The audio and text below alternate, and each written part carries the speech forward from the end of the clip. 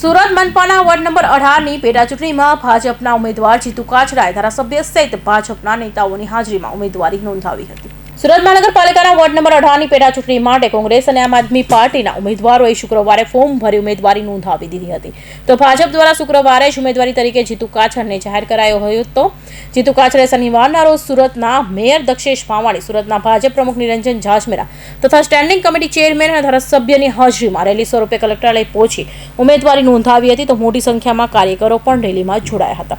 આજરોજ ગુજરાત પ્રદેશના અધ્યક્ષ અને જળશક્તિ મંત્રી આદરણીય શ્રી CR પાટીલ સાહેબના આશીર્વાદ લઈને સુરત મહાનગર ભારતીય જનતા પાર્ટીના અધ્યક્ષ નિરંજનભાઈ ઝાંઝમેરા સાહેબ, મહામંત્રી શ્રી કિશોરભાઈ બિંદલ સાહેબ, કાળુભાઈ ઇટાલિયા સાહેબ અને મેયર શ્રી દક્ષેશભાઈ, સ્ટેન્ડિંગ કમિટીના ચેરમેન રાજનભાઈ, ધારાસભ્ય શ્રી પ્રવીણભાઈ ઘોઘારી સાહેબ અને મનુભાઈ પટેલ તેમજ સમગ્ર સુરત શહેરની ભારતીય જનતા પાર્ટીની ટીમ સાથે આજે અત્રે એક વિજય મુહૂર્તની જે ભારતીય જનતા પાર્ટીની પરંપરા રહી છે એ મુજબ અમે અત્યારે હાલમાં ફોર્મ ભર્યું છે।